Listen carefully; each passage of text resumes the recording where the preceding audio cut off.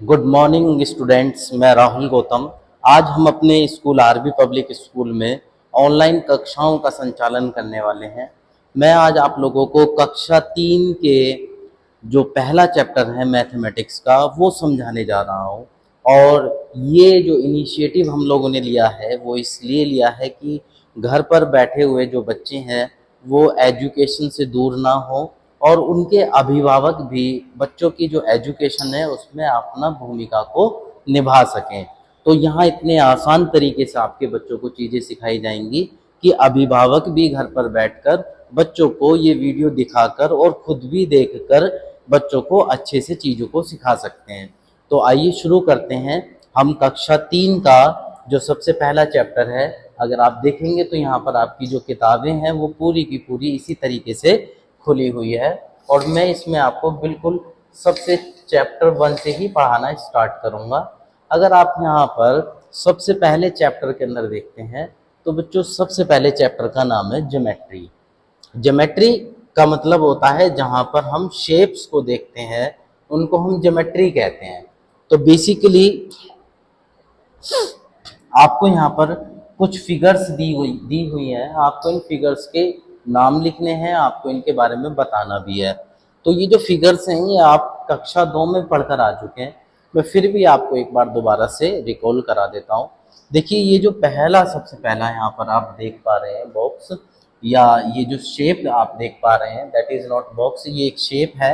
इस शेप के बारे में अगर हम बात करते हैं तो आप देखिए यहाँ पर ये वाली साइड, ये और ये चारों की चारों साइड्स बराबर नजर आ रही हैं।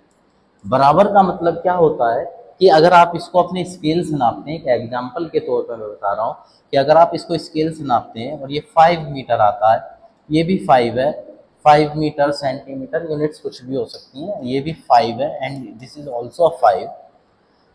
तो ये जो है हमारा स्क्वायर शेप कहलाता है। अगर आप इस शेप की बात करेंगे, ये जो आप शेप देख पा रहे हैं इस शेप के अंदर ये क्या होता है, ये इसको हम बोलते हैं क्यूबॉइड। ये 3D डायग्राम है। अगर हम क्यूबॉइड के बारे में बात करते हैं तो मैं आपको एक छोटा सा एग्जांपल देकर बताता हूँ। देखिए प्यारे बच्चों, ये जो शेप है अगर आप इसको बिल्कुल सामने से देखते हैं तो ये आपको ये वाली साइड और ये वाली साइड दोनों बराबर दिखाई देती है, ये साइड और ये साइड भी बराबर दिखाई देती है। तो अभी ना ये आपको रेक्टेंगुलर शेप बिल्कुल फ्रंट से दिखाई दे रहा होगा, बट अगर हम इसको 3D में देखें तो that is not rectangle shape, ये एक 3D डायग्राम है। इसमें क्या होता है, इस डायग्राम को हम बोलते हैं क्यूबॉइड। क्यूबॉइड के अंदर क्या होता है कि आपके पास में एक तो ये लेंथ होती है, ये ब्रेथ होती है यानी कि लंबाई होती है, इसकी चौड़ाई होती है, और साथ में ये इसकी जो गहराई है या इसको आप हाइट कह लें या कुछ भी कह लें, यानी कि इसमें 3 साइड्स तो ये आपके पास में हो गई है। तो इस तरीके की शेप को आप क्यूबॉइड का नाम दे सकते हैं। तो ये हमारा सबसे पहला है स्क्वायर, देन क्यूबॉइड। तीसरी शेप है हमारे पास में, इस शेप को जो इस प्रकार की शेप्स होती हैं, ये जो शेप्स हैं इनको हम बोलते हैं सिलिंड्रिकल शेप। अगर आप इस 3D डायग्राम में देखेंगे तो इसको बोलेंगे हम cylindrical shape.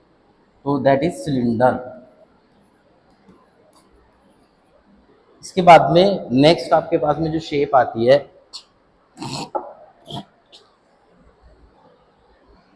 That is ball. ये एक बॉल है और इस शेप को बोला जाता है स्फीयर। और जिस शेप में 3 साइड होती हैं उनको बोला जाता है ट्राइंगल। तो हमारे पास में सबसे पहले स्क्वायर दिया हुआ था, फिर cuboid, then cylinder, then sphere और देन ट्राइंगल। अगर किसी बच्चे की किताब में ये भरा हुआ नहीं है तो आप यहाँ से इसको अभी काम को कंप्लीट कर सकते हैं। प्लेन सरफेसेस कहलाती हैं और कौन सी कर्व सरफेसेस कहलाती हैं। देखो इसको अगर हम बहुत आसान भाषा में समझें तो अगर हम इस किताब को देखते हैं, आप इस किताब को ध्यान से देखिए, इस किताब के अंदर ये बिल्कुल सपाट चीज़ है, यानी कि अभी क्या है, ये बिल्कुल सपाट है, इसमें कोई घुमाव नहीं है, कोई मोड़ नहीं है, किसी भी तरीके का कोई भी इसमें लचक भी नहीं नज़र आ रही है। तो इस तरीके की जो सरफेसेस होती हैं उनको प्लेन सरफेस कहते हैं। तो ये भी बिल्कुल प्लेन सरफेस है। और अगर जब मैं कर्व सरफेस की बात करता हूँ अभी जैसे यहाँ पे दिखाया हुआ है ना, दैट इज प्लेन सरफेस, ये प्लेन है, P फॉर प्लेन। तो अगर मैं इसको कर्व सरफेस की बात करूं तो आप इसको ऐसे घुमा देते हैं। अब जब ये ऐसे घूम गई है तो ये बिल्कुल सपाट नहीं है, बिल्कुल सीधी नहीं है, इसमें घुमाव है, इसके अंदर लचक है। तो जहां पर घुमाव हो, जहां पर लचक हो, जहां पे मोड़ हो, ऐसी सरफेसेस को कर्व सरफेस कहते हैं। तो अभी जो है ये कर्व सरफेस है। अगर ये बिल्कुल ऐसे होती सॉलिड शेप में तो ये होती प्लेन सरफेस, अगर ये अब ऐसे है तो ये कर्व सरफेस है। तो यहाँ पर कुछ एग्जाम्पल्स दिए हुए हैं, क्योंकि ये बिल्कुल सपाट है, यहाँ से ये सपाट है तो ये आपकी प्लेन सरफेस हुई। अगर इसकी बात करें तो ये भी सपाट है, ये यहाँ से सपाट है, यहाँ से सपाट है, यहाँ से सपाट है, यहाँ से सपाट है, बिल्कुल सीधी है, सपाट है। तो ये प्लेन सरफेसेस हैं, ये all are the plane surfaces. अगर आप इसके अंदर देखते हैं, ड्रम के अंदर, ये यहाँ पर घुमाव आ रहा है, मोड़ आ रहा है, जहां पे घुमाव या मोड़ आए उसको कर्व सरफेस कहते हैं। जैसे मैं आपको एक एग्जांपल भी दिखाता हूँ। अभी मैंने आपको ये पिछली पहले भी दिखाया था। अगर आप इसको ध्यान से देखें तो ये बिल्कुल सीधा नहीं है, ये मोड़ आ रहा है, इसमें घुमाव आ रहा है। तो जहां पे घुमाव या मोड़ आ रहा हो उसको बोलते हैं हम कर्व सरफेस। तो ये जो सरफेस है ये है curve surface, CURVED, curve surface. ये स्पेशली पेरेंट्स की जो है एक्सरसाइजेस हो रही है कि पेरेंट्स यहाँ से खुद भी सीखें, बच्चों को भी सिखाएं। और बच्चे अगर खुद से सीख सकते हैं तो वीडियो जरूर दिखाएं बच्चों को। और दूसरा यहाँ पर ये केक दिखाया है, तो मैंने अभी आपको बताया था जो बिल्कुल सपाट चीजें होती हैं उनको हम प्लेन बोलते हैं। तो आपको अब ये शायद क्लियर हो जाना चाहिए कि ये बिल्कुल सपाट नहीं है, घुमाव इसके अंदर आ रहा है। तो ये हमारी कैसी सरफेस है, ये कर्व सरफेसिस है। यहाँ पर जैसे ये ऑरेंज दिखाया हुआ है, या मैं अगर बॉल की बात करूं तो ये भी एक ऐसी सरफेस है, कर्व सरफेस है। तो this is also a curve surface. तो अगर हम यहाँ देखें तो the above objects have different types of surfaces, book, erase and dice, plane surfaces, ये सभी प्लेन सरफेसेस है, मैं आपको समझा चुका हूँ। ड्रम, केक और ऑरेंज जो हैं ये आपकी कैसी सरफेसेस है, कर्व सरफेसेस है। लेकिन कुछ ऐसी सरफेसेस भी होती हैं बच्चों जो कर्व के साथ साथ जिसके अंदर प्लेन भी होता है। जैसे कि मैं आपको यहाँ पर दिखाना चाहता हूँ।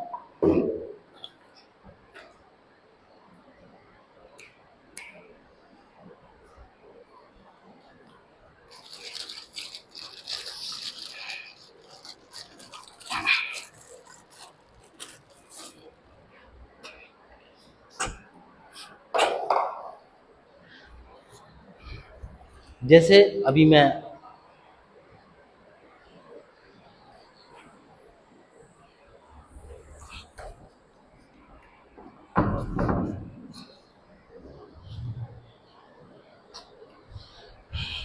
तो प्यारे बच्चों, जैसे मैं अभी आपको दिखा रहा था, ये जो सरफेस है ये वाली, अगर आप इसको ध्यान से देखेंगे तो ये यहाँ से कर्व है, घुमाव आ रहा है इसमें, लेकिन यहाँ से सपाट है। तो ऐसी सरफेसेस जिसमें ये भी आ जाए कर्व भी और ऊपर से सपाट भी हो, तो ये इस तरीके की जो सरफेसेस हैं वो यहाँ पे भी आपको दिखाई हुई है। जैसे कि अगर हम इसमें देखें तो ये ना बर्थडे कैप इसको आप एक तरीके से माने तो अगर ये नीचे से बंद है तो नीचे से तो ये प्लेन है, बिल्कुल सपाट है ना, लेकिन ऊपर से घुमाव है इसमें। 3D डायग्राम है, समझ नहीं आ रहा, लेकिन क्योंकि ये कुछ इस तरीके से होता है। अगर आप देखें तो जो आपकी बर्थडे कैप होती है वो कुछ इस तरीके से होती है, ऐसे होती है बर्थडे कैप, है ना। तो ये वाला जो हिस्सा है ये कर्व सरफेस में गिना जाएगा, लेकिन जो वो नीचे से बिल्कुल ऐसे सपाट हो तो उसको प्लेन सरफेस इसमें हम कंसीडर करेंगे। तो मेरे हिसाब से आपको ये कर्व और प्लेन का कॉन्सेप्ट समझ में आ जाना चाहिए। इसके बाद में हम आगे बढ़ते हैं।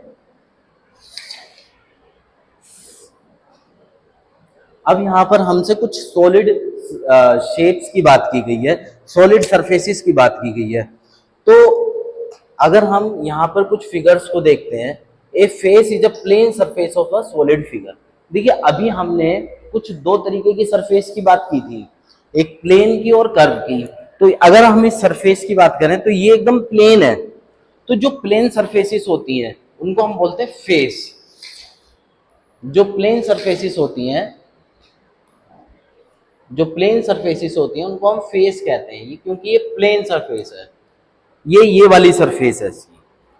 ऐसे ही अगर हम ये वाली देखेंगे, ये भी फेस है, ये भी फेस है, ये भी फेस है, ठीक है। अब इसके बाद में ये जो कोने होते हैं ये वाले, अगर आप यहां से ध्यान से देखिए, जो कोने होते हैं इन कोनों को बोला जाता है वर्टेक्स। इन कोनों को क्या कहते हैं हम लोग? वर्टेक्स कहते हैं। तो प्यारे बच्चों, ये वर्टेक्स है, ये फेस है, और जो ये नीचे किनोर होती है, ये जो ये वाली जो होती है ना वैल्यू, ये जो चीज होती है किनारी, जो जिसको हम देसी भाषा में किनारी कहते हैं, इनको हम बोलते हैं एज। इसकी स्पेलिंग होती है EDGE, एज। तो अगर आप इस फिगर को देखते हैं, तो ये जो फिगर अभी दिखाया है, ये इसके बारे में हम डिस्कशन करते हैं नीचे की तरफ आकर। ये हमने एक सॉलिड सरफेस शेप ली है। अब आते हैं क्यूबॉइड के ऊपर। मैंने आपको पहले ही बताया कि ये क्यूबॉइड होता है। क्यूबॉइड क्या होता है? क्यूबॉइड के अंदर ये वाला जो हिस्सा है इसको हम बोलते हैं फेस, ठीक है। और ये जो हिस्सा है ये वाला, जो इसके किनारे हैं, इनको हम बोलते हैं एज।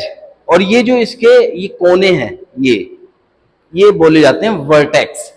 तो अब इसमें क्या कह रहा है कि क्यूबॉइड के अंदर 6 तो फेस होते हैं, 12 एज होती हैं और 8 वर्टिसेस होते हैं। हम इसके जो फेस हैं इनको काउंट करेंगे, इसके बाद में हम इनके वर्टेक्स को काउंट करेंगे और एजेस को काउंट करेंगे।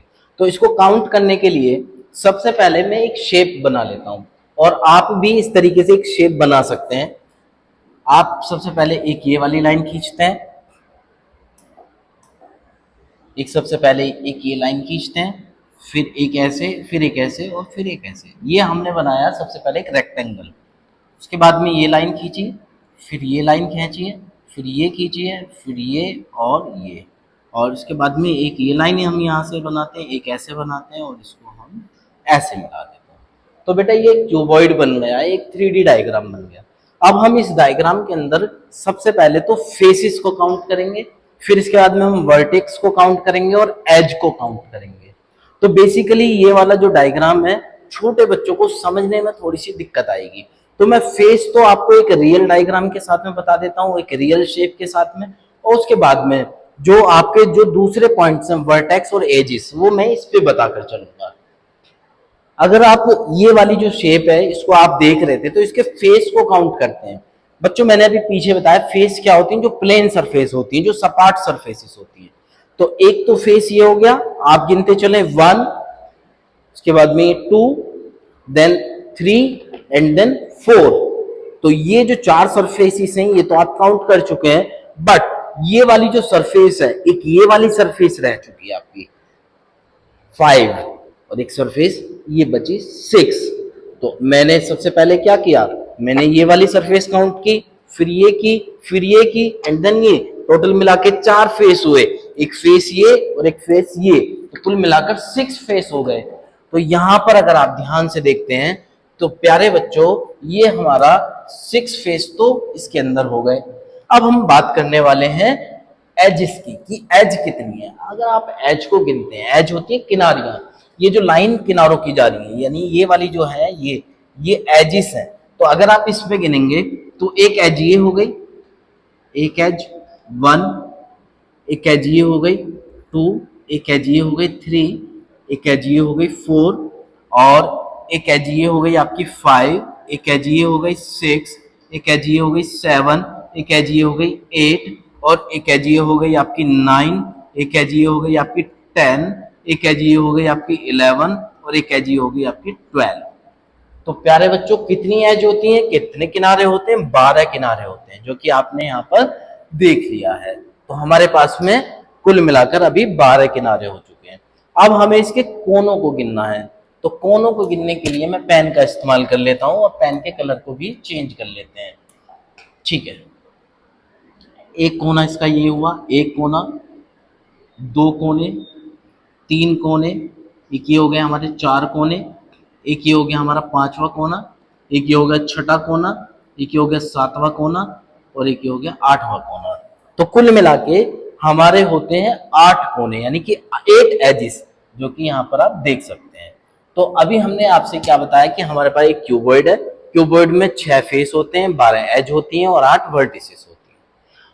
अब एक क्वेश्चन आपके सामने ये और आना चाहिए अगले जो पॉइंट पर हम बढ़ेंगे, कि नीचे क्या है, क्यूब है। तो प्यारे बच्चों जो ये क्यूब है, क्यूब के अंदर और क्यूबॉइड के अंदर ये सेम दिखाई दे रहे हैं।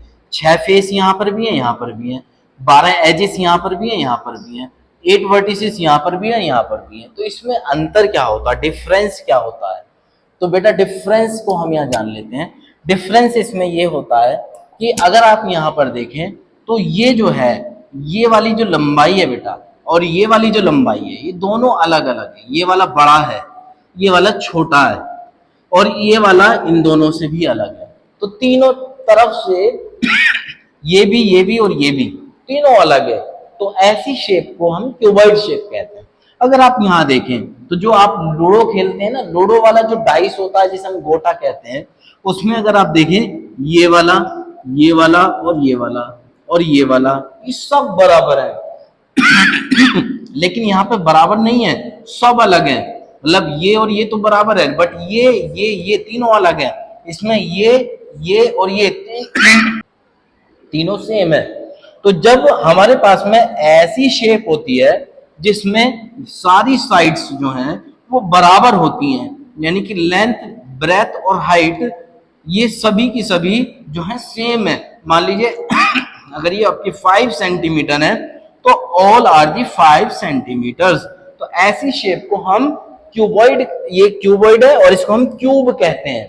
तो क्यूब के अंदर अगर आप देखें तो सेम चीज होगी, क्योंकि डायग्राम शेप एक जैसी है दोनों की, बस सिर्फ डिफरेंस इनकी साइड्स का।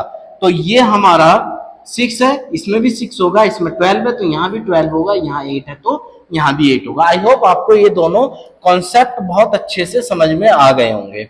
नेक्स्ट हम बढ़ते हैं तीसरी शेप के पास में, जो कि हमारे पास में सिलिंड्रिकल शेप होती है। तो सिलिंड्रिकल शेप में उसने हमें बताया कि 2 प्लेन होते हैं, एक प्लेन ये हुआ, एक प्लेन नीचे हुआ, एक ये कर्व सरफेस होती है, ये वाला कर्व फेस होता है।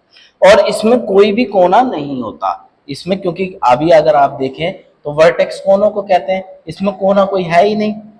तो इस तरीके की जो शेप होती है उसको सिलेंडर कहते हैं। मैं आपको एक एग्जांपल दिखाता हूं।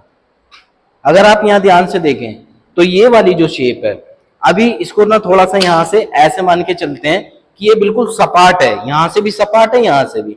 तो ये दोनों अगर ये दोनों सपाट हैं तो दो तो इसके फेस हो गए, ये भी फेस है, ये भी फेस है। और ये वाली क्योंकि सपाट नहीं है तो ये सिलिंड्रिकल यानी कि कर्व सरफेसिस है। तो ऐसे जो शेप होती हैं उनको हम बोलते हैं सिलेंडर। तो ये सिलेंडर है। इसके बाद में बेटा हम अगली शेप पे आते हैं कोन। कोन में अगर आप यहाँ देखें तो ये जो जोकर या बर्थडे वाली जो कैप होती है, ये उसकी बात हो रही है यहाँ पर। तो अगर आप यहाँ देखें तो ये प्लेन सरफेस होती है, यानी कि जो जोकर की जो सरफेस होती है ये नीचे वाली, ये बिल्कुल सपाट होती है तो ये प्लेन हो गई, और ये कर्व सरफेस हो गई। और इसमें कोना केवल एक होता है। तो इसमें कितने कोने हैं? एक प्लेन फेस है नीचे की तरफ ये वाला, और एक कर्व सरफेस है ये वाली, और एक इसके अंदर वर्टेक्स है, और एज ही काउंट होती है। एज हम यहाँ बताना आपको भूल गए थे कि एज कितनी है। तो एज इसमें ये वाली होती है गोल वाली, एक एज ये होती है ऊपर वाली। तो यहाँ पर 2 एज होती है और यहाँ पर एक एज होती है। तो अभी मैंने इस चैप्टर के जो बेसिक कॉन्सेप्ट्स हैं आपको वो सभी के सभी बताने की कोशिश की है। इसके बाद में मैं आपको ये टेस्ट योर सेल्फ जो है चैप्टर नंबर 1.1 आपको कराऊंगा। उससे पहले मेरे कराने से पहले मैं जो अभी अगली वीडियो डालूंगा उससे पहले आप कोशिश करना कि ये आप पूरी की पूरी कर चुके हैं। तो आई होप आपको ये इनिशिएटिव हमारा अच्छा लगा होगा। अगर आपको लगता है कि हमें ऐसी ही वीडियो सभी सब्जेक्ट्स की बनाकर आपके बच्चों को देनी चाहिए तो आप मेरे को पर्सनल मैसेज करके भी बता सकते हैं। Thank you.